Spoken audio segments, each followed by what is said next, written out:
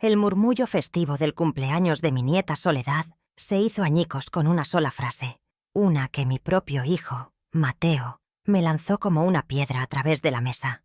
«Mamá, ya basta. No te metas en nuestras decisiones».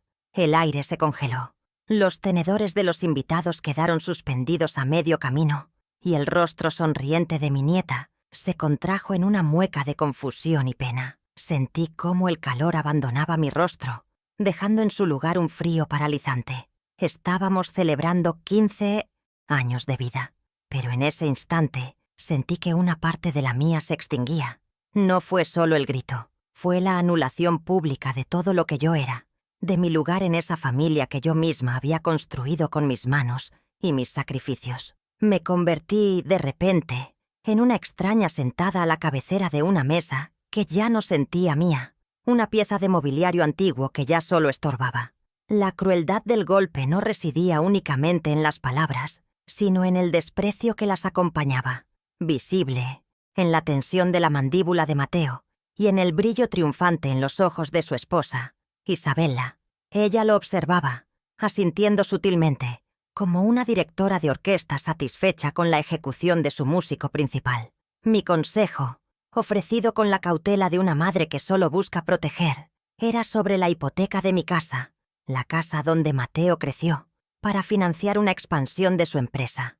Un plan que me parecía arriesgado y, sobre todo, una traición a la memoria de su padre. Pero mi voz fue extinguida antes de poder terminar la frase, catalogada como una intromisión intolerable. La humillación fue total, ejecutada frente a amigos y familiares que ahora no sabían dónde mirar, dejándome expuesta y completamente sola en mi dolor. Me sentí desvanecer, como si mi cuerpo se volviera transparente y el sonido de los latidos de mi corazón retumbara en mis oídos, ahogando cualquier otro ruido. Quería responder, defender mi derecho a opinar, a preocuparme, pero la garganta se me cerró en un nudo de angustia. Mi mano que sostenía el tenedor temblaba incontrolablemente, delatando la tormenta que se desataba en mi interior. Miré a mi hijo, el niño al que le curé las rodillas raspadas y al que le leí cuentos hasta que se durmiera, y vi a un extraño, un hombre con la mirada dura, un ejecutivo que calculaba riesgos y beneficios, y que en ese momento me había clasificado a mí, su madre, como un pasivo del que debía deshacerse. La vergüenza era un manto pesado que me cubría, asfixiándome lentamente bajo la mirada compasiva de algunos y la indiferencia de otros. Este arrebato no fue un rayo en un cielo sereno, sino el trueno que culminaba una larga tormenta. Durante años, mis opiniones habían sido sutilmente descartadas, mis preocupaciones tratadas como las divagaciones de una anciana. Isabella, con su sonrisa de porcelana y su ambición de acero, había ido tejiendo una red invisible a mi alrededor, aislándome poco a poco del núcleo de la vida de mi hijo. Cada vez que intentaba hablar de los valores que su padre y yo le inculcamos, de la prudencia, de la gratitud, sus palabras eran recibidas con una condescendencia que dolía más que cualquier grito. El plan de hipotecar la casa fue la gota que colmó el vaso. Para ellos era un simple activo.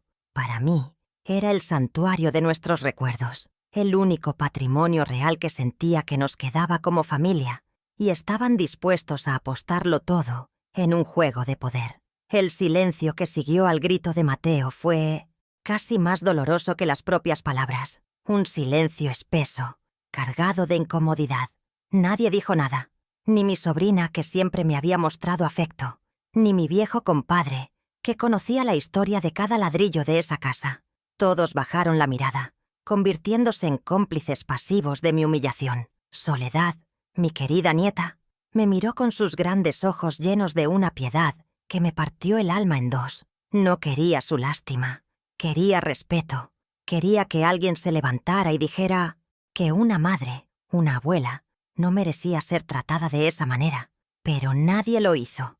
En ese momento comprendí que ya no era la matriarca, ni siquiera un miembro respetado. Era un problema, una nota discordante en la sinfonía de éxito que mi hijo y mi nuera estaban componiendo. Mientras el nudo en mi garganta se apretaba, una extraña calma comenzó a invadirme, un frío que nacía en lo más profundo de mi ser. La vergüenza inicial dio paso a una ira gélida y lúcida. Fue una claridad dolorosa, como la que sigue a una fiebre alta. Observé a Mateo, no con los ojos de una madre herida, sino con los de una mujer que ha sido traicionada. Vi la arrogancia en su postura, la seguridad de quien cree tener todo el poder. Vi a Isabela, su mano posesivamente colocada sobre el brazo de mi hijo, su arquitecta silenciosa. El amor que sentía por él no desapareció, pero quedó sepultado bajo capas de decepción y una nueva y férrea determinación. Ya no iba a suplicar por migajas de afecto o respeto. Si querían tratarme como una oponente en sus negocios, entonces aprenderían a negociar. Con la poca dignidad que me quedaba, me levanté de la mesa. «Disculpen, me siento un poco indispuesta», murmuré, sin mirar a nadie en particular. Mientras caminaba hacia mi habitación, mis pasos resonando en el suelo de madera que había encerado durante 40 años, vi mi reflejo en el cristal oscuro de una vitrina. Vi a una anciana, sí, con el cabello plateado y las arrugas que narraban mi historia. Pero en mi obsesión, mis ojos, vi una chispa que se negaba a apagarse, una brasa que sus palabras de desprecio, en lugar de extinguir, habían avivado. En ese instante, le hice una promesa silenciosa a mi difunto esposo, cuyo retrato parecía observarme desde la pared. Ellos creían que yo era solo una sombra del pasado, pero habían olvidado que las raíces del árbol que les daba sombra estaban plantadas en mi tierra, en mi historia. No me encerré en mi cuarto a llorar, como seguramente esperaban que hiciera. Me senté en el borde de mi cama, la misma donde nacieron los sueños de mi hijo, y dejé que la rabia se transformara en un plan. El eco de la voz de Mateo, dura y cortante, era un recordatorio constante de que la mujer que lo había criado con amor incondicional ya no existía para él. Había sido reemplazada por un obstáculo. Pero se equivocaban. No conocían los secretos que guardaban las viejas paredes de esa casa, ni los papeles amarillentos que mi padre me había dejado con instrucciones precisas. Habían subestimado a la mujer a la que acababan de declarar la guerra. Una guerra silenciosa, sí, pero cuyo resultado los dejaría sin palabras. El tablero de juego había cambiado, y aunque ellos no lo supieran, yo estaba a punto de hacer mi primera jugada. Mi nombre es Elena Morales, y tengo 68 años que pesan más en el alma que en los huesos. Hace ya una década que el amor de mi vida, mi Antonio, me dejó para esperarme en otro lado, y desde entonces mis días transcurren en esta casa grande, llena de sus ecos y mis silencios. Oficialmente soy una viuda que vive de una pensión mínima, complementada por la ayuda que mi hijo Mateo me ofrece. Una ayuda que cada mes se siente menos como un gesto de amor y más como el pago de una factura por el estorbo que represento. Esa es la mujer que ellos ven, la que sentaron en esa mesa para humillarla. Una anciana frágil y dependiente. Un capítulo del pasado que se niegan a terminar de cerrar. Pero la fragilidad, a veces, es solo una máscara que la vida te enseña a usar para proteger el fuego que llevas dentro. 10 años. Parece una vida entera sin él. Antonio no era solo mi esposo. Era mi ancla, mi cómplice, el único que entendía mi silencio y veía la fuerza en mi aparente docilidad.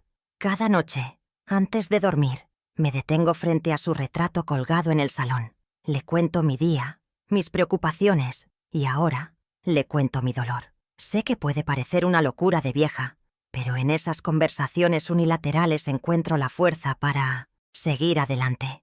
Le prometí que cuidaría de nuestro hijo, que protegería el hogar que levantamos con tanto esfuerzo, y esa promesa es un juramento sagrado. Siento que lo he defraudado al permitir que las cosas llegaran a este punto, al dejar que la ambición de nuestro hijo pisoteara el legado de honestidad y esfuerzo que tanto nos costó construir. Mi rutina es sencilla, casi monótona, pero es mía. Me levanto con el sol, antes de que la ciudad despierte, y mi primer destino es siempre mi pequeño jardín de rosas. Cuidar de ellas es mi terapia. Hundo las manos en la tierra, siento la humedad, el olor a vida. Cada rosa que florece es una pequeña victoria contra la tristeza. Conozco cada una de ellas, sus espinas, su resistencia al viento, su increíble capacidad para florecer incluso después de una helada. Quizás por eso las amo tanto, porque me recuerdan a mí misma.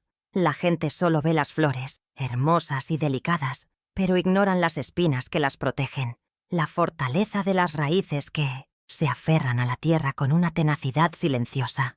Mi jardín me ha enseñado que la verdadera fuerza no es la que se exhibe, sino la que perdura. Siempre he sido una mujer de pocas palabras, una observadora nata. En las reuniones familiares, mientras otros llenaban el aire con sus voces, yo me dedicaba a mirar.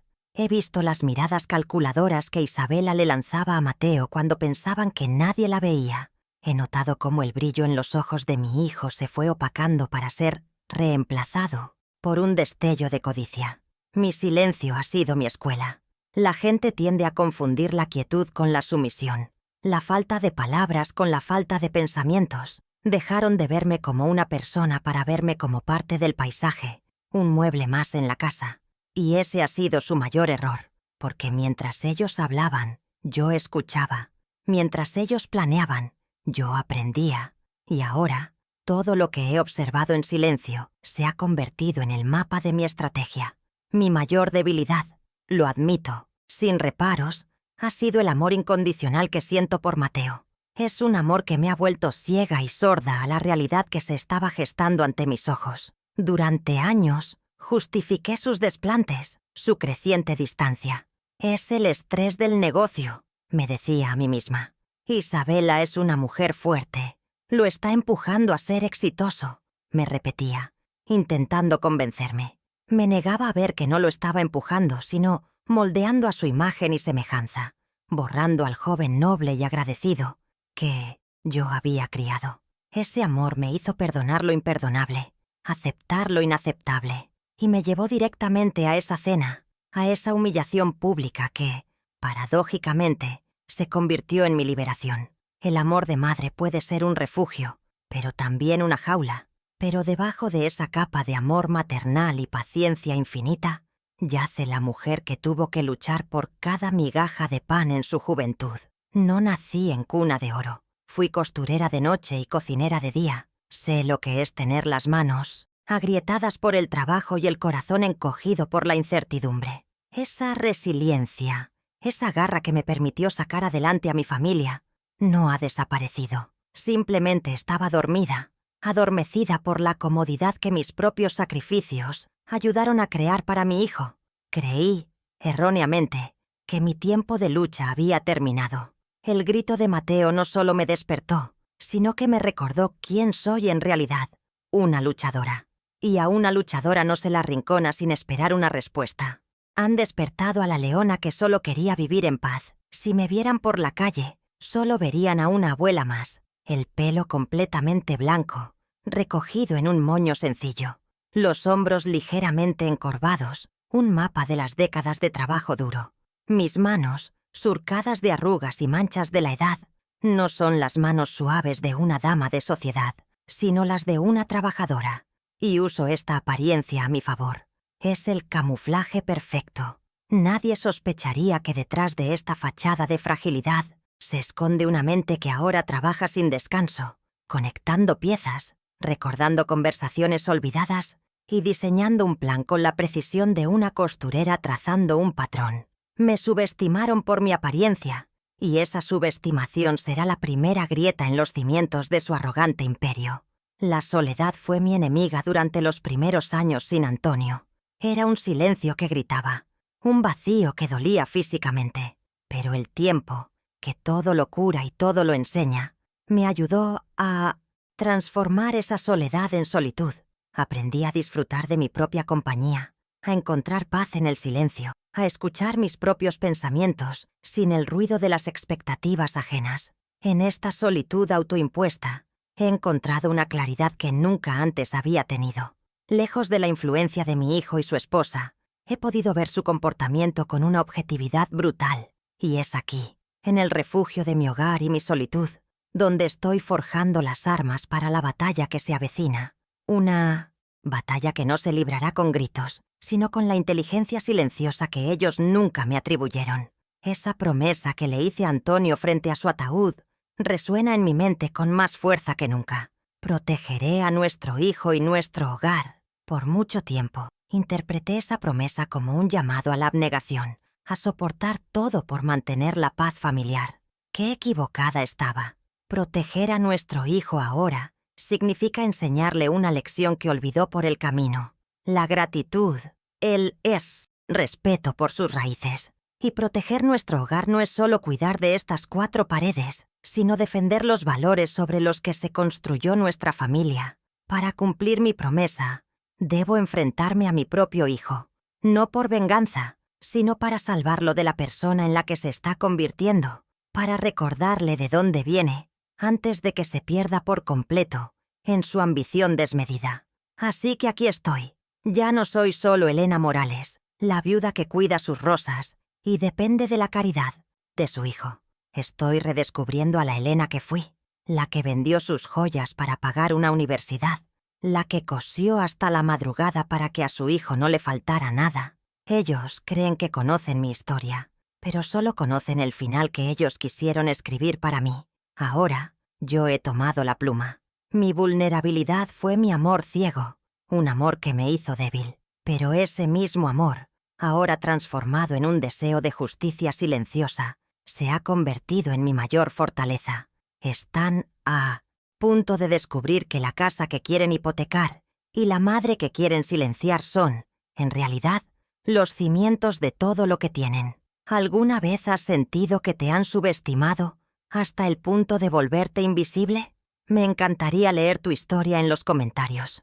Mi mundo familiar es pequeño, gira en torno a un solo sol que, lamentablemente, ha dejado de darme calor. Mi hijo Mateo tiene 42 años. Para el mundo, es un hombre de éxito, el fundador de una empresa de logística que crece como la espuma, un triunfador hecho a sí mismo.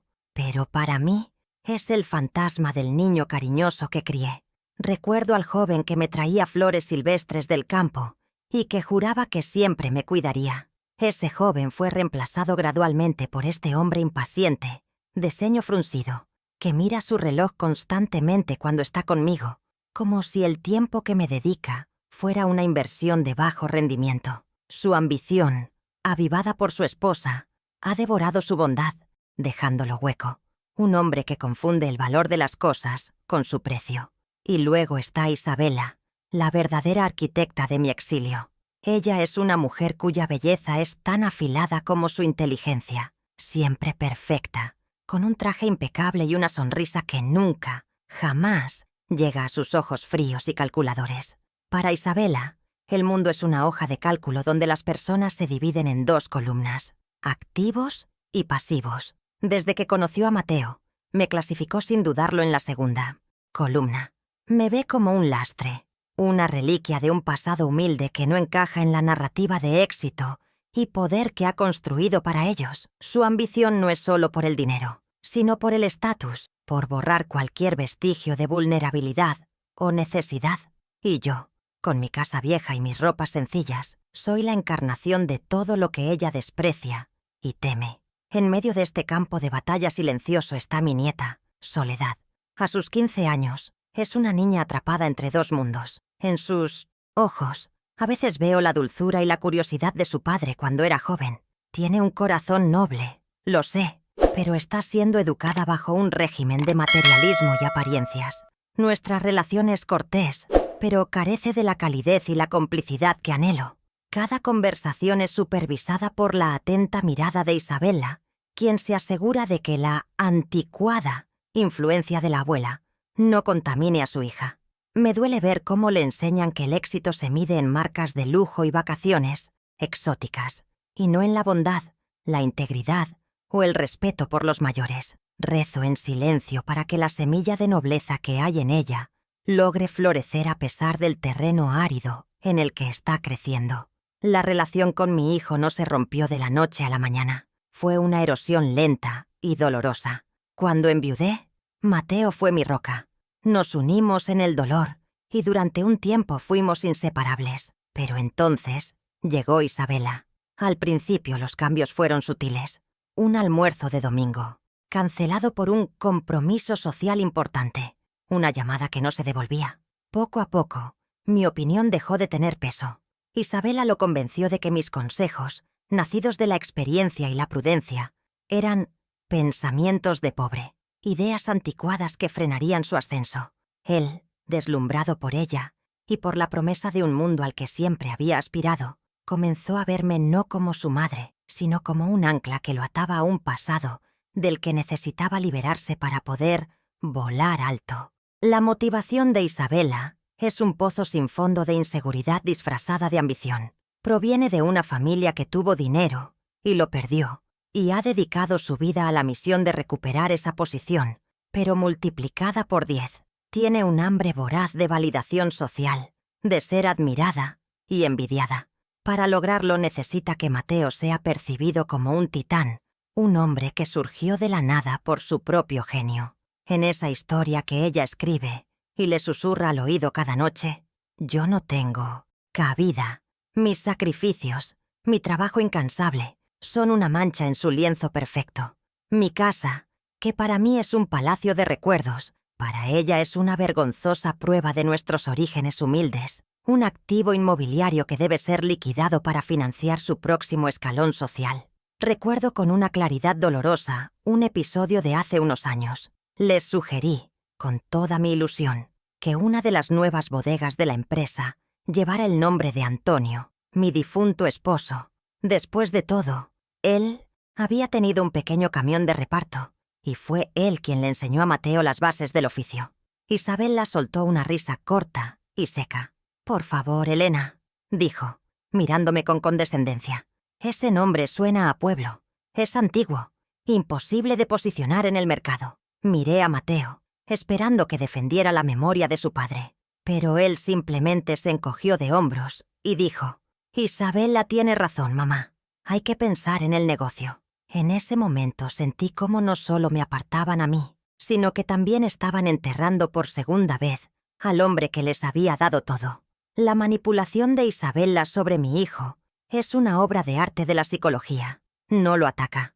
Al contrario, infla su ego hasta las nubes. Constantemente le repite que es un visionario, un hombre hecho a sí mismo que ha superado con creces sus modestos orígenes. Le ha vendido una versión de su propia vida en la que él es el único héroe. Y mis décadas de sacrificio son convenientemente editadas, reducidas a una nota a pie de página. Lo ha convencido de que cualquier vínculo emocional con su pasado es una debilidad, un sentimentalismo que los empresarios de su talla no pueden permitirse. Y Mateo, sediento de esa admiración y desesperado por encajar en el molde del hombre poderoso que ella ha diseñado para él, ha aceptado esa mentira como su verdad absoluta. Así, el tablero familiar está claramente dispuesto. Somos 3 jugadores, pero 2 de ellos están en el mismo equipo, unidos por una sociedad de ambición.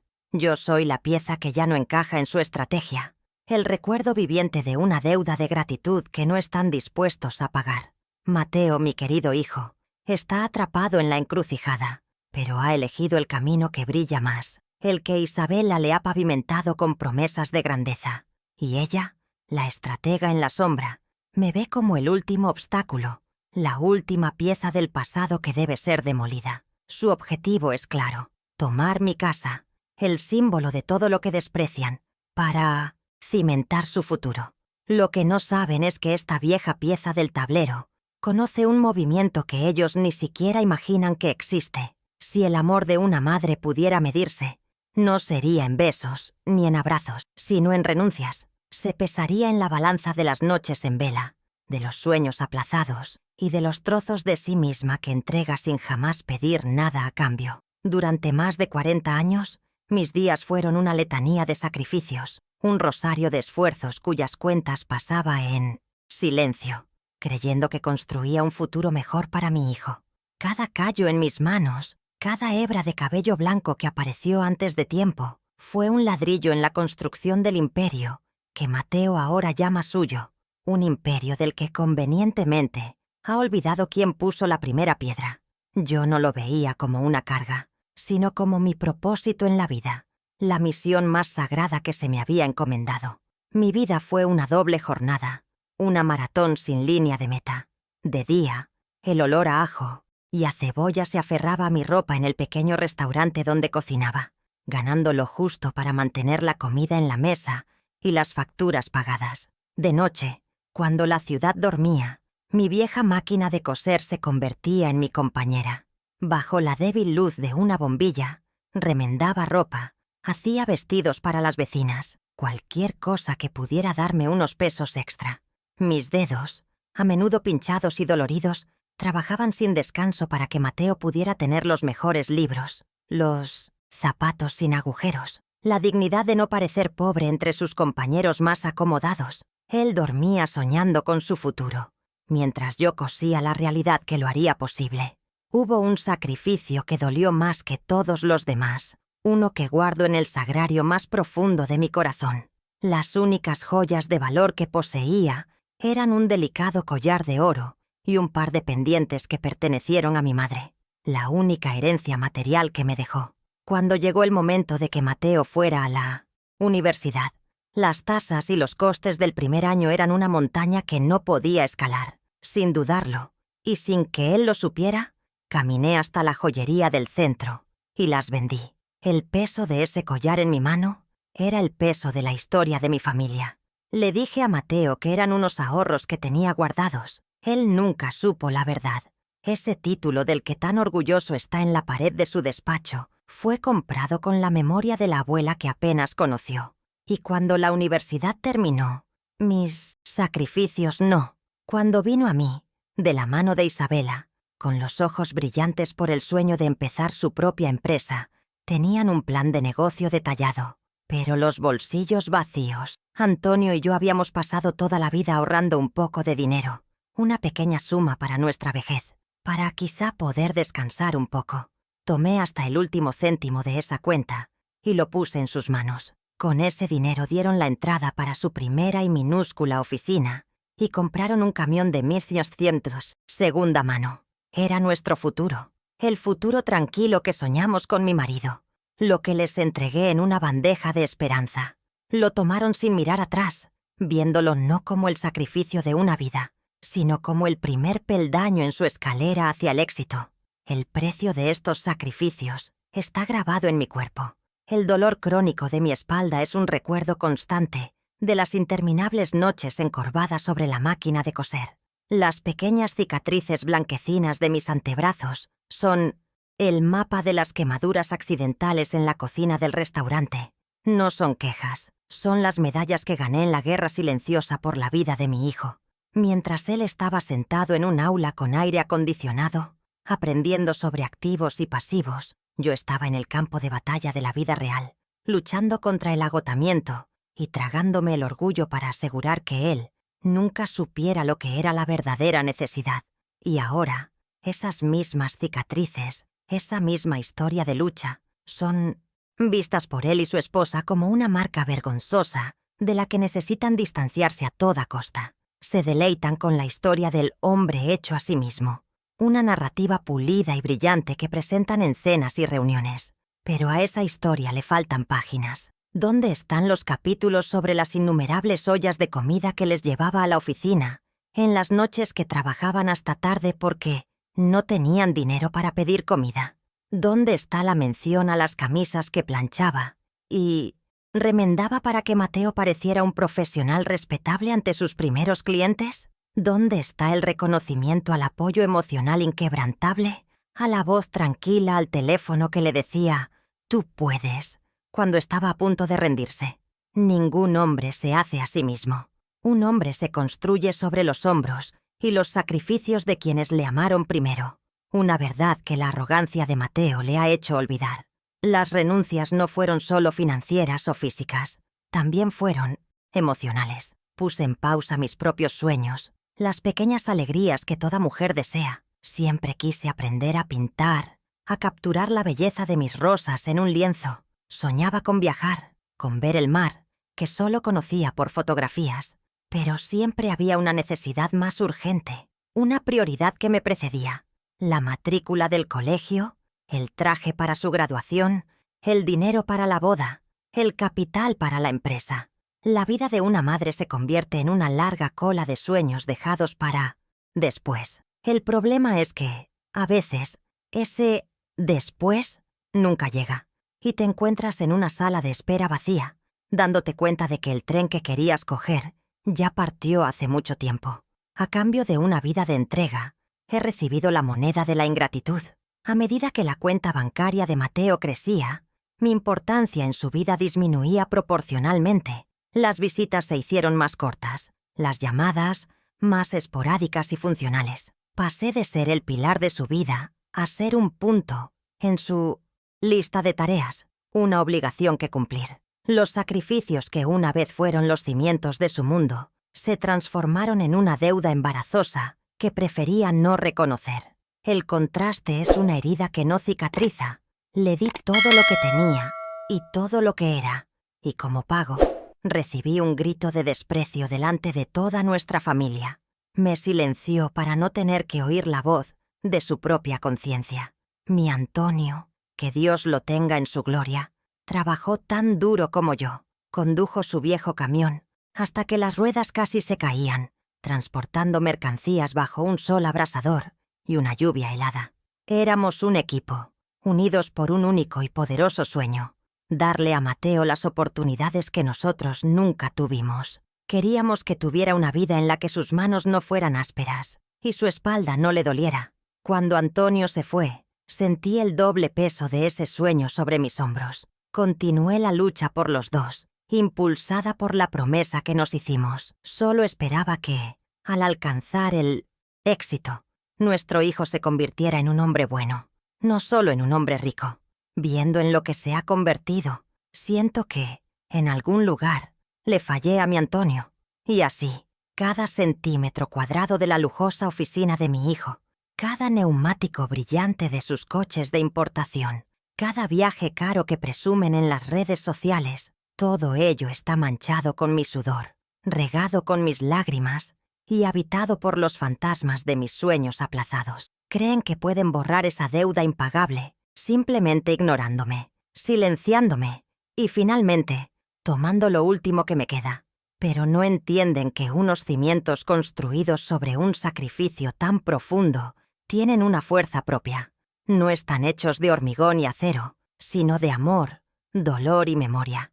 Y la memoria, tarde o temprano, siempre exige ser honrada. Han construido su castillo en mi tierra sagrada, y los cimientos están a punto de hablar. Mi padre, un hombre de pocas palabras, pero de una profunda sabiduría, siempre desconfió del brillo del dinero fácil y de la gente que lo anteponía a la sangre. Era un hombre que veía el futuro, no en bolas de cristal, sino en el carácter de las personas. Cuando murió, me dejó esta casa, sí, pero también me dejó una advertencia y un sobre sellado. «Esto es para que te defiendas, Elena», me dijo en su lecho de muerte. «No lo uses a menos que intenten quitarte lo que es tuyo, lo que representa el sudor de nuestra familia». Durante años pensé que se refería a la casa en sí misma. Ahora entiendo que sus palabras eran mucho más profundas. El secreto no estaba en los ladrillos y el cemento, sino en la tierra que pisaba, en las raíces que se hundían mucho más profundo de lo que nadie imaginaba. El custodio de ese secreto es un objeto que mi hijo y mi nuera ni siquiera notarían si lo vieran. Una vieja caja de seguridad de metal, pesada y oxidada en las esquinas, escondida en el fondo del armario de mi esposo, detrás de abrigos de invierno que no han visto la luz en más de una década. No la he abierto en 30 años. La llave, pequeña y sin adornos, descansa en una cajita de porcelana donde guardo botones sueltos, un escondite perfecto por su insignificancia. La caja en sí misma es un anacronismo, una reliquia de un tiempo pasado, muy parecida a mí. Si Isabela la encontrara en una de sus raras visitas a mi habitación, sin duda sugeriría tirarla a la basura, llamándola un trasto viejo e inútil, sin saber que estaría tirando la llave maestra de su propio destino. Dentro de esa caja, junto a mi certificado de nacimiento y el acta de matrimonio de mis padres, hay una carpeta de cartón amarillento, atada con una cinta que alguna vez fue roja y ahora es de un rosa pálido. Los documentos en su interior huelen a tiempo, a historia. No son solo las escrituras de la casa, como Mateo asume, son mucho más. Hablan de la tierra, del terreno sobre el que se asienta esta propiedad. Para mi hijo y su esposa, Es un simple lote residencial en un barrio viejo, valioso solo por su tamaño. No tienen idea de su verdadero origen, de su conexión con los albores del comercio en esta ciudad. Una historia que mi previsor padre se aseguró de que quedara legalmente documentada y protegida, esperando el momento en que la memoria necesitara un defensor. Los papeles cuentan la historia de Transportes Montoya, la pequeña empresa de transportes que mi abuelo fundó con 2 camiones destartalados y un coraje infinito. Montoya, mi apellido de soltera. Una pista tan evidente que la arrogancia de mi hijo le impidió verla. Él, como todos los demás, cree que esa empresa desapareció hace décadas, que fue absorbida por competidores más grandes y que solo quedan algunos activos residuales sin valor. De hecho, es precisamente esa empresa olvidada la que él planea adquirir a bajo costo para expandir su propio imperio logístico. Una jugada que considera brillante y sencilla. Está a punto de intentar comprar algo sin saber que la dueña siempre ha estado sentada a su mesa, sirviéndole el café. El corazón del secreto, la genialidad del plan de mi padre, es de una simplicidad aplastante. Antes de vender partes del negocio y retirarse, lo reestructuró de una manera única. La escritura de propiedad de este terreno no es solo un papel que dice que soy la dueña de una casa. Legalmente, el documento principal está fusionado con el certificado de acciones mayoritario de la empresa. La propiedad física, el suelo bajo mis pies, está intrínsecamente ligada al control de Transportes Montoya. Mi padre me convirtió, sin que yo lo entendiera del todo en ese momento, en la accionista mayoritaria. Poseo el 70% de la misma compañía que mi hijo está tratando desesperadamente de devorar. Él cree que está cazando a un ratón, cuando en realidad está caminando directamente a la boca del león. La ironía de la situación es casi poética. Una obra maestra escrita por el destino y la previsión de un padre. La herramienta de mi liberación, el arma para mi justicia, silenciosa, ha estado aquí todo este tiempo, a escasos metros de donde duermo, acumulando polvo mientras yo acumulaba desprecios. Quieren usar mi casa, mi hogar, como una simple palanca para su ambición, sin darse cuenta de que mi hogar es el premio que tanto anhelan. El último regalo de mi padre no fue la casa, fue un escudo invisible que me dejó hace décadas, y ahora, con las manos temblorosas pero el corazón firme como el acero, finalmente estoy lista para levantarlo.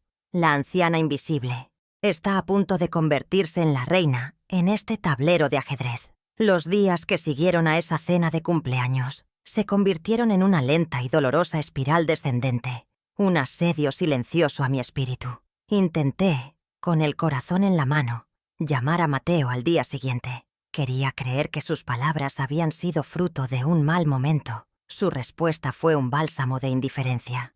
«Mamá, estás exagerando», dijo, su voz teñida de impaciencia. «No entiendes la presión bajo la que estoy». De fondo pude oír el susurro sibilante de Isabela. «No cedas, cariño». La llamada terminó con una promesa vacía de volver a llamar cuando estuviera menos ocupado.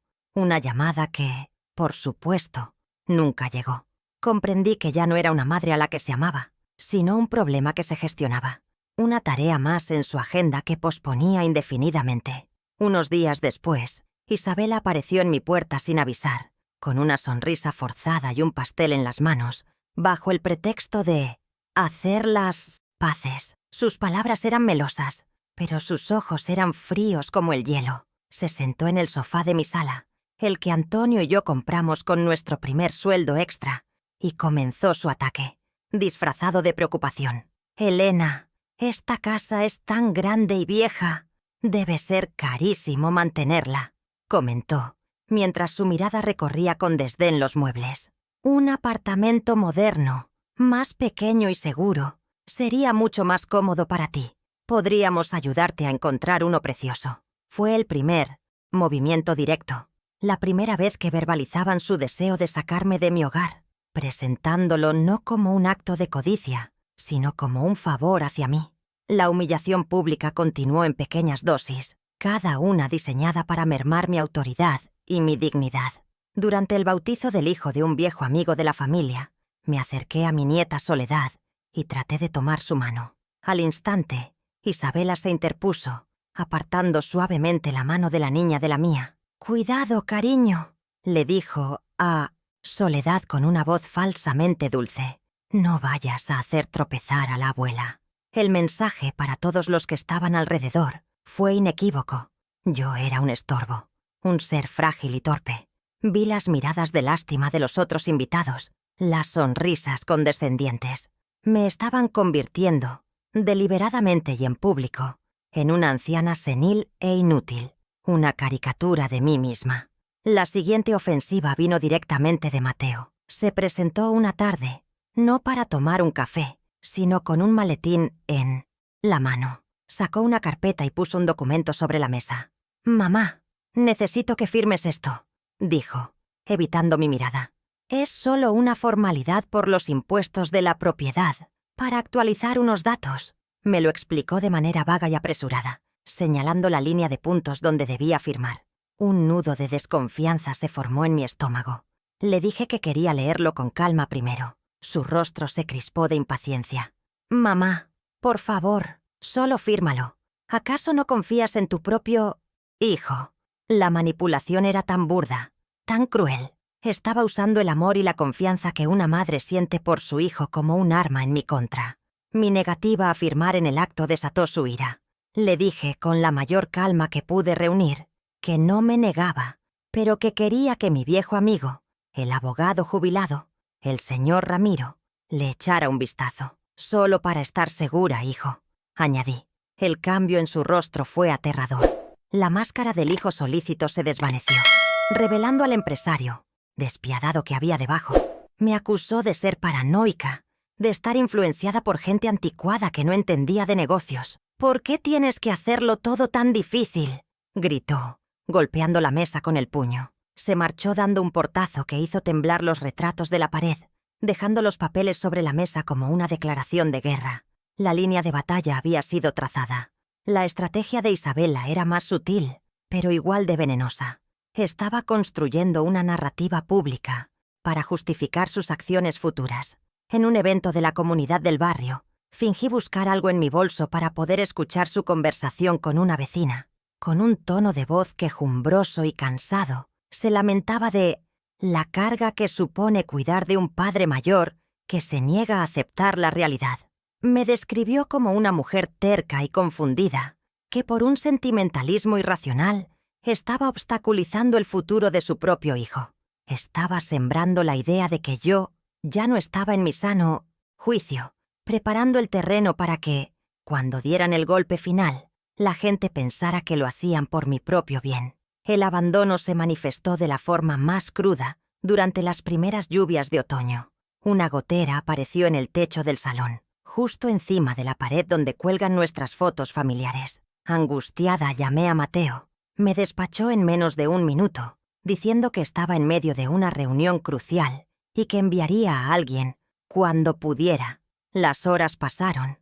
La gotera se convirtió en un chorro y el agua comenzó a arruinar las fotografías de mi boda, de Mateo de niño. Terminé llamando a un albañil del barrio, un hombre al que tuve que pagar con el poco dinero de mi pensión. El sentimiento de desamparo fue absoluto. Mi hijo, que podía solucionar aquello con una sola llamada, me había dejado a la deriva, porque sus negocios eran más importantes que las lágrimas de su madre.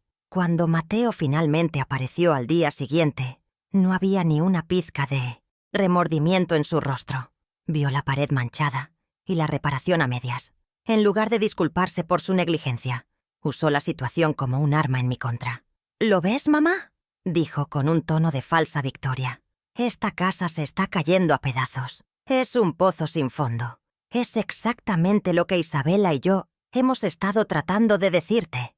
Retorció su propia falta de cuidado hasta convertirla en una prueba irrefutable de que yo tenía la culpa, de que mi terquedad por vivir en un lugar tan peligroso era la causa de todo. Fue una manipulación tan cruel que me dejó sin aliento, incapaz de responder ante tanta injusticia.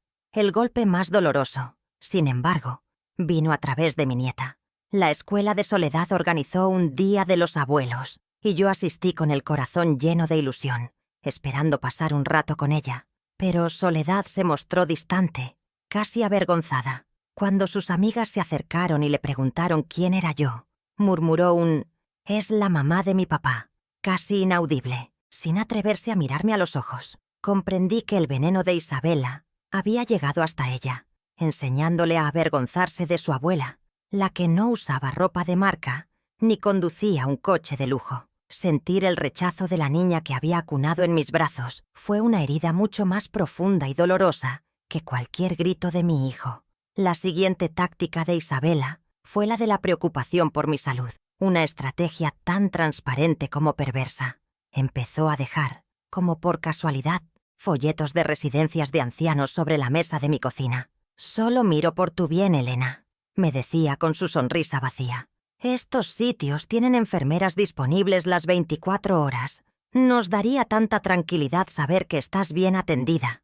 El mensaje era una amenaza velada, una forma de decirme que estaban considerando declararme incapacitada, que estaban preparando el terreno para encerrarme y quitarme de en medio de una vez por todas. Cada folleto era un recordatorio de que, para ellos, yo ya no era una persona, sino un problema que requería una solución definitiva. La presión para que firmara el documento se intensificó. Mateo volvió a llamar, pero esta vez su tono ya no era impaciente, sino gélido, el tono que usaría con un empleado incompetente. Me dijo que sus abogados necesitaban el papel firmado con urgencia para regularizar el estado de la propiedad, debido a una nueva ordenanza municipal que, según él, podría acarrearme multas muy elevadas si no cumplía.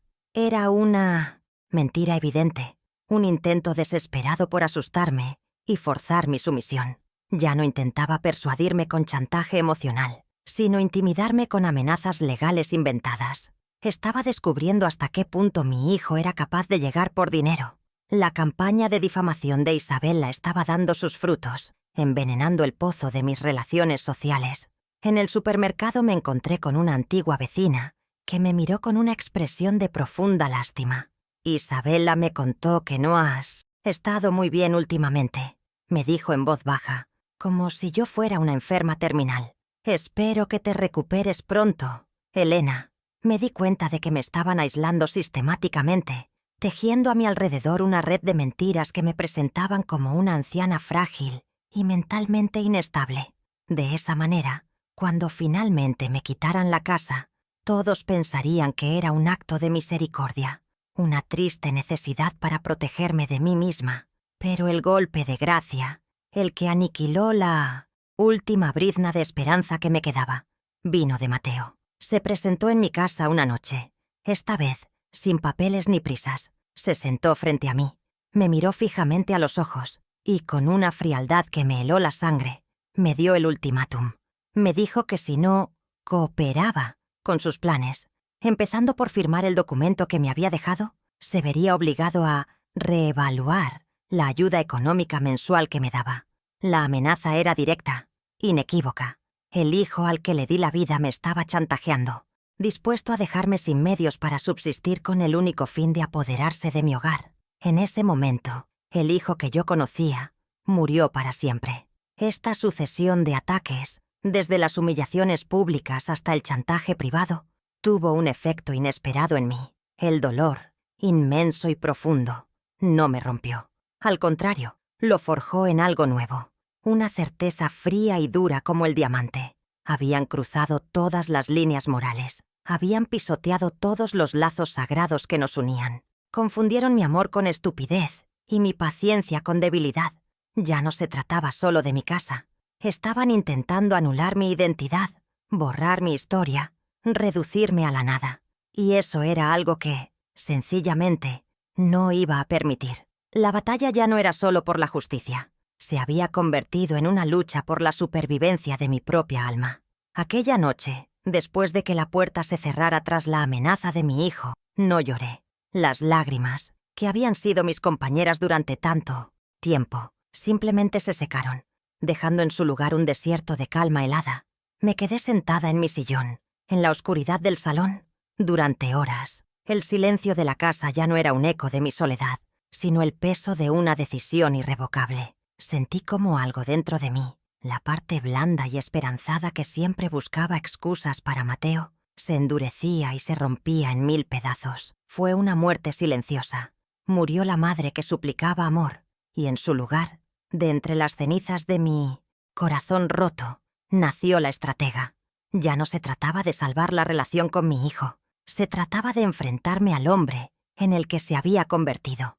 Después de un tiempo que me pareció una eternidad, me levanté y caminé hacia el retrato de Antonio. Su sonrisa en la fotografía siempre me había dado consuelo, un refugio en la tormenta. Pero esa noche no busqué consuelo. Lo miré fijamente a los ojos, a esa mirada noble y honesta que me enamoró, y puse mi mano sobre el frío cristal del marco. No le dije nada. No hubo susurros ni promesas en voz alta. Simplemente asentí una vez, un gesto lento y deliberado. Fue un pacto sin palabras, una promesa a él y a mí misma de que el tiempo de agachar la cabeza había terminado. Ya no lucharía por mantener la paz, lucharía por restaurar el honor y la justicia que su memoria y mis sacrificios merecían. El duelo por mi familia perdida había terminado. La batalla por mi dignidad acababa de comenzar. Comprendí en esa larga noche que la mayor crueldad de mi hijo y mi nuera no habían sido los gritos ni las amenazas. Su verdadero crimen fue haberme robado la esperanza. Me obligaron a asesinar la ilusa creencia de que, en algún lugar bajo todas esas capas de arrogancia y codicia, el niño que yo había criado todavía existía. Aceptar esa pérdida fue el paso más doloroso, pero también el más liberador. Dejar de esperar su amor fue como dejar de esperar que un escorpión no te pique. Mi dignidad me exigía detenerme. No podía seguir mendigando afecto a quienes disfrutaban viéndome de rodillas. Si quería sobrevivir, no podía esperar a que ellos me dieran agua. Tenía que encontrar mi propio pozo, mi propia fuente de fortaleza. A la mañana siguiente me desperté antes del amanecer, no con la pesadez de la tristeza, sino con una claridad de propósito que no había sentido en años. Hice un café más fuerte de lo habitual y me senté en la mesa de la cocina. Puse frente a mí el documento que Mateo había dejado, ese papel con el que pretendía extorsionarme. Ya no lo miraba con miedo, sino con el interés analítico de un oponente. Después de leerlo una y otra vez, hasta que sus ambiguas cláusulas se grabaron en mi mente, levanté el teléfono. Marqué el número del señor Ramiro, nuestro viejo amigo y abogado. Mi voz cuando hablé era firme y serena. «Ramiro, buen día. Soy Elena. ¿Tendrías un momento para que te visite? Necesito tu opinión sobre unos papeles de la familia». Tras colgar el teléfono, me dirigí a mi armario con pasos decididos. Aparté los viejos abrigos y allí estaba, la caja de seguridad de metal. La saqué y la llevé a la mesa. El sonido de la pequeña llave girando en la cerradura oxidada resonó en la cocina silenciosa como un trueno. Al abrirla, un olor a papel viejo y a tiempo encapsulado llenó el aire. Mis manos no temblaron cuando tomé la carpeta amarillenta, atada con la cinta descolorida. Dentro estaban los documentos de Transportes Montoya. Recorrí con los dedos la caligrafía de mi padre, sintiendo una conexión directa con su amor previsor, con su silenciosa protección a través de las décadas. El secreto había dejado de ser un recuerdo. En ese instante, se convirtió en mi plan. Sosteniendo esos papeles en mis manos, sentí un cambio fundamental dentro de mí. Mi objetivo ya no era defensivo. Ya no se trataba solo de proteger mi casa o de resistir sus ataques. Ahora se trataba de tomar el control, de reclamar el lugar que me correspondía en la historia de mi propia familia. El plan que comenzaba a tejerse en mi mente no era de venganza. No buscaba su destrucción. Buscaba algo mucho más poderoso. Una reconfiguración total del poder. Quería enseñarles una lección que el dinero no puede comprar. Una sobre el verdadero valor, la gratitud y el respeto. Querían jugar un juego de negocios conmigo. Y yo, sin que ellos lo supieran, acababa de encontrar en mis manos una escalera real. Ese mismo día, algo en mi comportamiento cambió. Fue sutil, casi imperceptible para un ojo extraño, pero para mí fue un cambio monumental. Cuando salí a comprar el pan, caminé con la espalda un poco más recta, con la cabeza un poco más alta. Me encontré con la vecina a la que Isabela le había contado sus mentiras y En lugar de evitar su mirada compasiva, la sostuve y le ofrecí una sonrisa pequeña y enigmática. Ya no me sentía como la víctima de su narrativa. Me había convertido en la guardiana de un secreto, y ese conocimiento me envolvía en una nueva armadura de confianza serena. Dejé de ser la anciana frágil que ellos describían. Ahora era una mujer con un propósito, y eso se notaba. Mi visita al señor Ramiro fue el primer movimiento de tropas en mi guerra silenciosa. Su despacho estaba lleno de libros y del olor a una vida dedicada a la ley. No me anduve con rodeos. Puse sobre su escritorio de caoba los 2 juegos de documentos, el que Mateo quería que firmara y la vieja carpeta de mi padre. Ramiro se puso sus gafas de leer y los examinó en silencio. Primero miró el papel de mi hijo, frunciendo el ceño. Luego abrió la carpeta de Transportes Montoya. Lo vi levantar la vista de los papeles, mirarme con incredulidad y después, con una chispa de profunda admiración en sus ojos. No necesité explicarle mi dolor ni mis humillaciones. Simplemente dije, con la voz firme, «Quiero entender exactamente qué es lo que tengo aquí, Ramiro, y después quiero que me ayudes a usarlo». La primera reunión con el señor Ramiro fue una revelación. Con cada documento de mi padre que leía, sus ojos de jurista, viejos y sabios, se abrían con una mezcla de asombro y deleite profesional. Confirmó todo. La escritura de mi casa era, de hecho, el certificado maestro de acciones. Yo era, sin lugar a dudas, la dueña legal y absoluta de Transportes Montoya. Tu padre no era solo un hombre de negocios, Elena, me dijo quitándose las gafas. Era un poeta del derecho corporativo, un genio, movido no solo por nuestra amistad, sino por un profundo sentido de la justicia. Se ofreció a ayudarme, en cada paso, a ser mi general en esta guerra silenciosa. Pasamos la siguiente semana en su despacho, trazando el plan, actualizando los registros y preparando nuestro primer movimiento de ajedrez. El primer golpe lo dimos en el corazón mismo de la arrogancia de mi hijo. La empresa de Mateo estaba en la fase final para absorber a la desaparecida Transportes Montoya.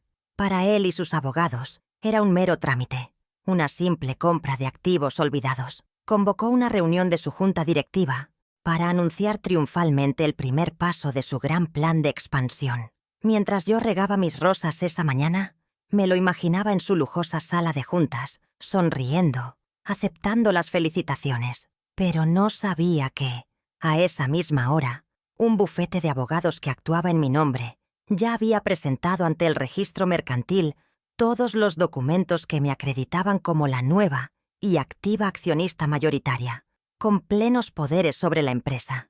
El clímax de su reunión no fue como él esperaba. Justo cuando levantaba su copa para brindar, su director legal entró en la sala, pálido como el papel. Le susurró algo al oído. La sonrisa de Mateo se congeló y luego se transformó en una mueca de incredulidad.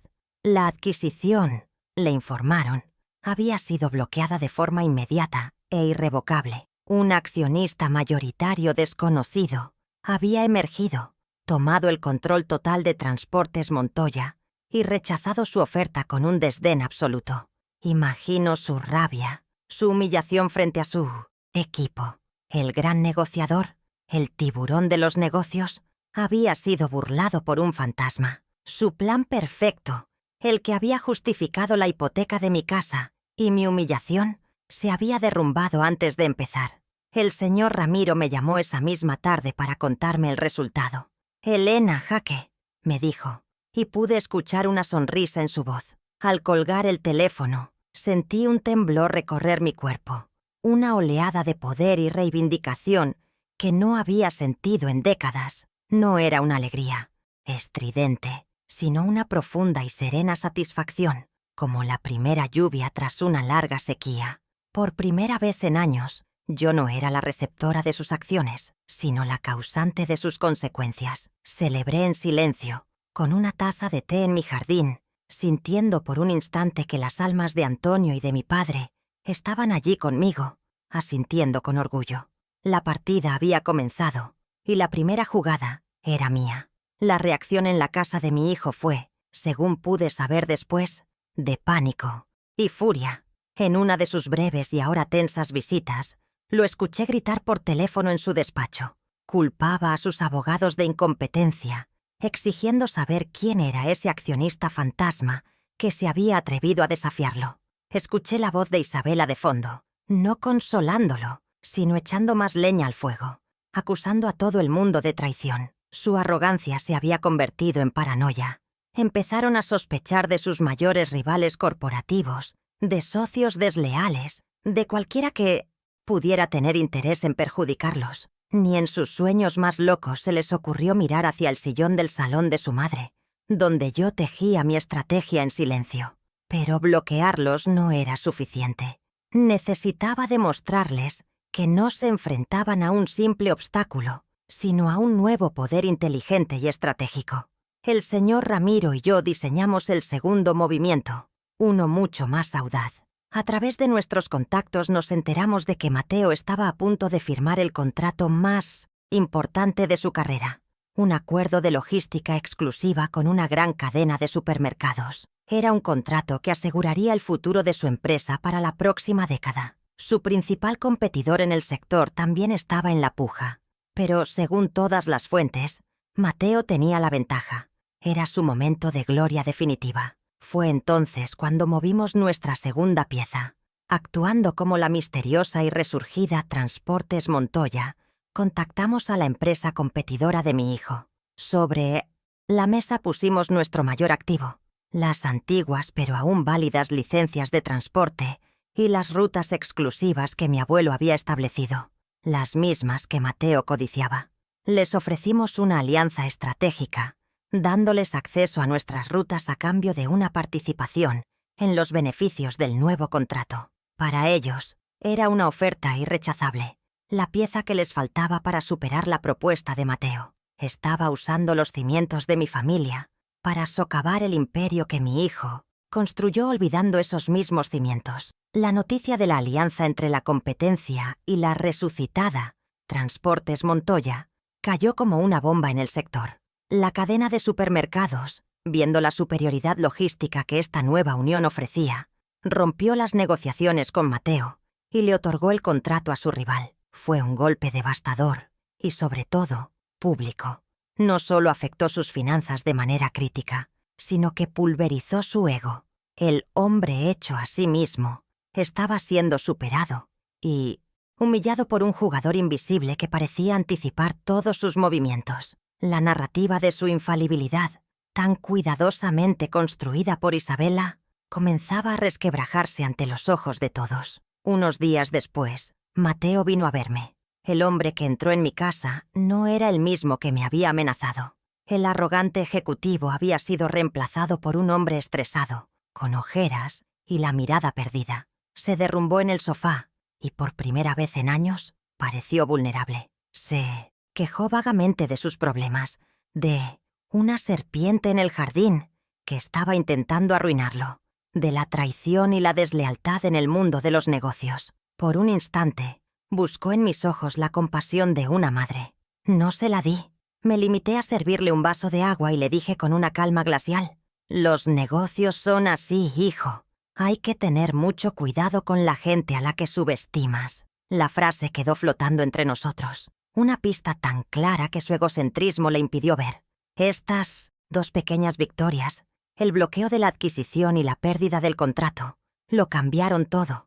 Demostraron que mi plan no era una fantasía de una anciana resentida, sino una estrategia real y efectiva. La tensión de esta historia ya no se centraba solo en mi sufrimiento, sino en la anticipación de la revelación final. El público ya no se preguntaría si yo iba a contraatacar, sino cómo y cuándo daría el golpe de gracia. El miedo había sido reemplazado por la expectativa. La víctima se había convertido en un misterio, y no hay nada más cautivador que un misterio a punto de ser resuelto. Sentir cómo recuperaba el control de mi propia vida fue embriagador, pero también me dio vértigo. Cada paso que daba en este nuevo camino era un paso sin retorno. A veces, en la soledad de la noche, me preguntaba si estaba haciendo lo correcto, si la justicia que buscaba no era solo una forma elegante de venganza. ¿Y tú? ¿Qué habrías hecho en mi lugar? Cuéntamelo en los comentarios. El escenario para El acto final no podía ser más perfecto. La sala de juntas de la empresa de Mateo. Un espacio frío e impersonal, con paredes de cristal que daban a la ciudad, una larga mesa de caoba pulida y una docena de rostros serios, los inversores y miembros del consejo que mi hijo había reunido en una reunión de emergencia. Mateo e Isabela, en la cabecera de la mesa, intentaban proyectar una confianza que no sentían. Se jugaban su última carta para calmar a los accionistas tras los desastres recientes, para salvar su reputación y su futuro. El aire estaba cargado de tensión. El silencio era expectante. Era el clímax de su obra de teatro. Y estaban a punto de recibir a 2 actores inesperados. Justo cuando Mateo se aclaraba la garganta para comenzar su presentación, las imponentes puertas de la sala se abrieron de par en par. El primero en entrar fue el señor Ramiro, con su viejo pero impecable traje, su figura erguida y su expresión solemne.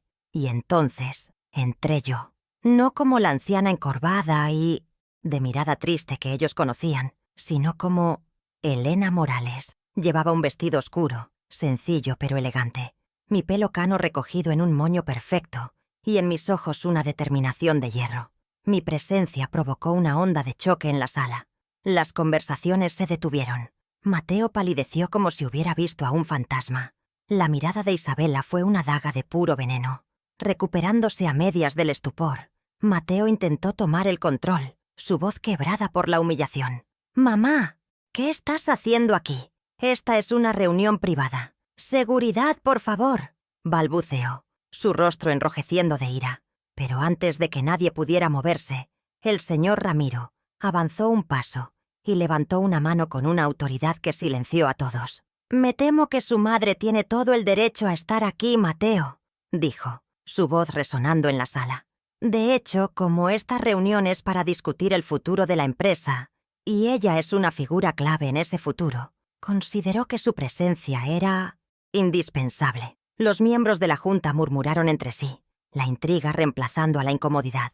¿Quién era esta mujer? Isabela, en un último y desesperado intento de controlar la narrativa, intervino con su falsa dulzura. «Mi suegra no ha estado muy bien últimamente.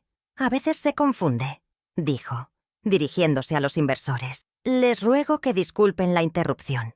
Intentaba jugar la carta de mi senilidad por última vez, pero cuando sus ojos se encontraron con los míos, no vio a una anciana confundida. Vio a su igual, a su adversaria, y su sonrisa vaciló. No dije nada. Dejé que mi silencio y la tensión del momento hablaran por mí, cocinando la revelación a fuego lento. Fue el señor Ramiro quien continuó, dirigiéndose directamente a la junta. «Damas y caballeros, sé que han estado muy preocupados por las recientes acciones de una empresa competidora llamada Transportes Montoya. Se han preguntado quién es el misterioso accionista mayoritario que ha frustrado sus planes y ha creado alianzas en su contra». Hizo una pausa dramática, asegurándose de tener la atención de todos y cada uno de los presentes. Luego se giró hacia mí. «Permítanme que se lo presente. Les presento a la dueña y presidenta de la Junta Directiva de Transportes Montoya, la señora Elena Morales». Si una palabra pudiera causar una explosión, esa fue Morales. Un jadeo colectivo recorrió la sala. Las miradas de los inversores volaron de mí a Mateo y de nuevo a mí, sus mentes trabajando a toda velocidad para conectar las piezas del rompecabezas. El fantasma que los atormentaba, la serpiente que había envenenado sus negocios, el poderoso estratega invisible que había desmantelado sus planes, era su madre. Vi a Mateo hundirse en su silla, su rostro una máscara de horror y comprensión. Parecía como si le hubieran golpeado físicamente. La compostura de Isabela finalmente se hizo añicos, revelando un rostro desfigurado por la rabia y la incredulidad. El castillo de naipes que habían construido con tanto cuidado se derrumbaba. Y entonces, por fin, hablé. Mi voz no fue un grito, sino un murmullo firme y claro, un murmullo que llevaba el peso de años de silencio. No miré a mi hijo, sino a los hombres y mujeres cuyo dinero él había puesto en riesgo. «Durante muchos años», comencé, «yo invertí en esta compañía. Invertí los ahorros de toda mi vida. Invertí mi salud y mis sueños. Fui la primera inversora. la socia silenciosa cuyas aportaciones nunca figuraron en ningún libro de contabilidad, pero que fueron los cimientos sobre los que se construyó todo esto. Cada palabra era una piedra que colocaba en la balanza de la justicia. Luego, clavé mis ojos en los de Mateo. Cuando mi hijo y mi nuera decidieron que mi voz era un estorbo que debía ser silenciado. Cuando decidieron que mi hogar, lo último que mi esposo y yo construimos juntos, era solo un activo más para liquidar. Decidí que era hora de que mis viejas inversiones empezaran a pagar dividendos. Con un gesto lento, coloqué los documentos de mi padre, ahora certificados y encuadernados, sobre la mesa pulida. Transportes Montoya fue el legado de mi padre. Ahora es el mío, y yo elijo hacer negocios con personas que entienden el valor del respeto y la gratitud. Y entonces asesté el golpe de gracia, el movimiento final que había planeado con Ramiro. De hecho, anuncié a la sala atónita: a partir de esta mañana, Transportes Montoya, en asociación con su principal competidor, ha presentado una oferta formal para adquirir una participación mayoritaria en esta empresa. Dados sus recientes reveses financieros, muchos de sus accionistas están considerando la oferta como bastante generosa. El mundo se había dado la vuelta por completo. El cazador se había convertido en la presa. Ya no estaba defendiendo mi casa, estaba comprando la suya. La sala de juntas estalló en un caos controlado. Los inversores se pusieron de pie, gritando preguntas a un Mateo que se había quedado mudo, un hombre roto. Isabela le susurraba cosas furiosamente al oído, pero ya era demasiado tarde. Me quedé allí de pie por un momento, observando cómo el imperio de la arrogancia se desmoronaba bajo el peso de una verdad que creían haber enterrado para siempre. Luego, sin decir una palabra más, me di la vuelta y, con el señor Ramiro a mi lado, salí de la sala, dejándolos solos para que se enfrentaran a las consecuencias de haber subestimado la fuerza silenciosa de una madre. La humillación pública fue completa, servida no con un grito, sino con la calma devastadora de la justicia. El derrumbe del imperio de mi hijo fue tan rápido como espectacular. Tras la revelación en la sala de juntas, el pánico se apoderó de los inversores. La oferta de adquisición que presenté junto a su competidor fue aceptada en cuestión de días por un consejo de administración que ya no confiaba en él. Mateo fue forzado a dimitir como CEO, despojado del título que había sido su armadura y su identidad. De la noche a la mañana, el hombre que se creía un rey se convirtió en un plebeyo en el mundo de los negocios. Perdió su empresa, sí, pero su pérdida más devastadora fue la de su estatus, ese dios de oropel al que él e Isabela habían sacrificado a su propia familia en el altar de la vanidad. Isabela, por su parte, no soportó la caída. El desastre financiero fue para ella una catástrofe social. Los amigos que llenaban sus fiestas desaparecieron como fantasmas al amanecer. Las invitaciones a eventos exclusivos dejaron de llegar. Se vio forzada a vender su coche de lujo, sus bolsos de diseñador, todas las baratijas con las que había construido su identidad. Su pérdida fue simbólica, pero para una mujer cuya existencia se basaba en la apariencia, fue un infierno en vida. El resentimiento hacia Mateo, al que ahora veía como un fracasado, comenzó a corroer su matrimonio desde dentro, demostrando que su unión no estaba cimentada en el amor, sino en una sociedad de intereses que acababa de declararse en bancarrota. La ironía más cruel del destino se manifestó en el tema de la vivienda. Con sus finanzas destrozadas, ya no podían permitirse el lujo de su ostentosa mansión. Tuvieron que venderla y mudarse a un lugar mucho más modesto. El plan de demoler mi humilde casa para financiar su futuro se había convertido en la dolorosa realidad de perder la suya.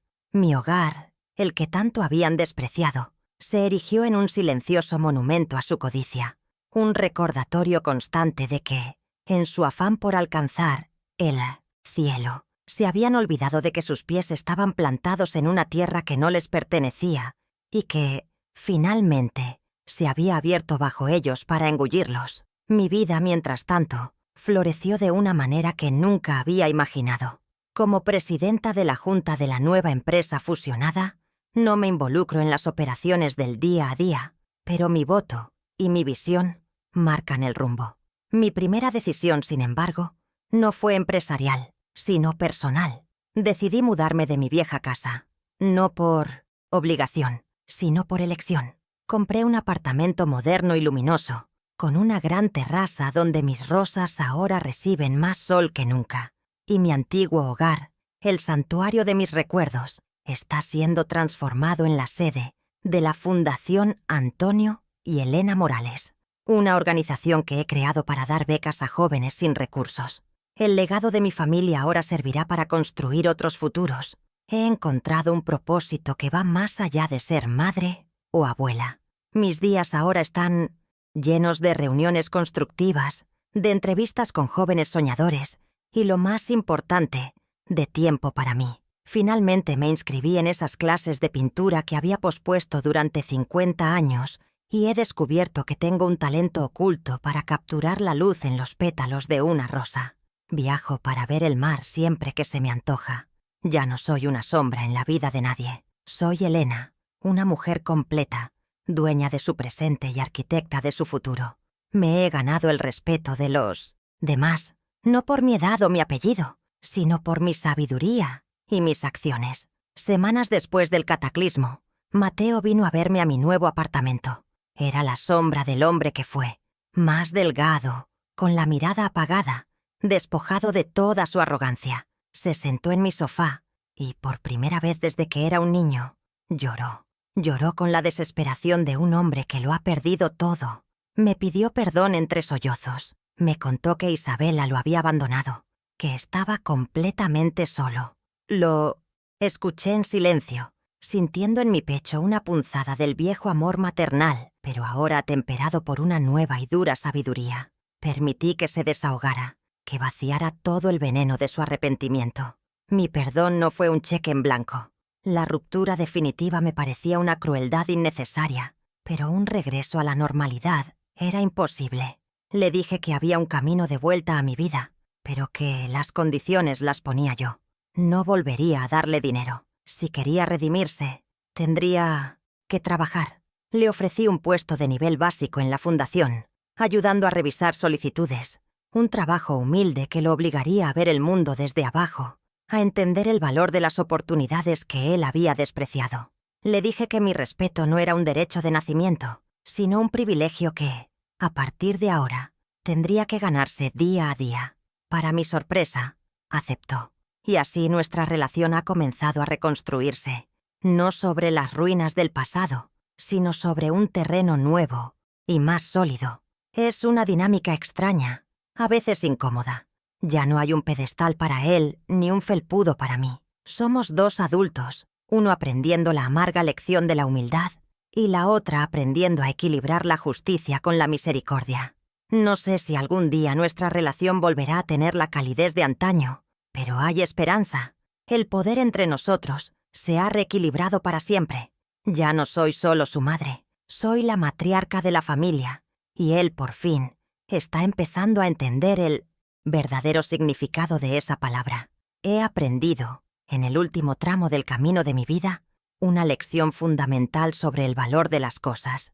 Vivimos en un mundo que nos enseña a medir el éxito en cifras, en propiedades, en el poder que ejercemos sobre los demás. Mi hijo e Isabela eran alumnos aventajados de esa escuela. Se obsesionaron tanto con el brillo del oro que se volvieron ciegos al verdadero tesoro que poseían, el legado de amor y sacrificio sobre el que se asentaba su vida. Descubrí que el verdadero valor no reside en lo que acumulas, sino en lo que eres capaz de honrar. La dignidad, el respeto por uno mismo y la gratitud por tus raíces son las únicas riquezas que el tiempo no puede devaluar, ni ladrón alguno puede robar. Mi historia es también un tributo a la fuerza de los subestimados. En nuestra sociedad, a menudo se confunde la vejez con la debilidad, el silencio con la sumisión y la bondad con la estupidez. Me miraron y vieron a una anciana frágil, un obstáculo fácil de remover. Pero se olvidaron de que las raíces más profundas son las que crecen en la oscuridad y el silencio, y que esas raíces tienen la fuerza necesaria para quebrar el cemento más duro. Que nadie se equivoque. En un corazón tranquilo puede habitar un poder latente, una fortaleza forjada en la paciencia y la observación. capaz de derribar los árboles más altos y arrogantes cuando la tormenta finalmente llega. Si hay una moraleja central en todo lo que ha sucedido, es la importancia vital de la gratitud. Cualquier éxito, por muy grande que parezca, es una casa construida con ladrillos que otros hornearon con su esfuerzo.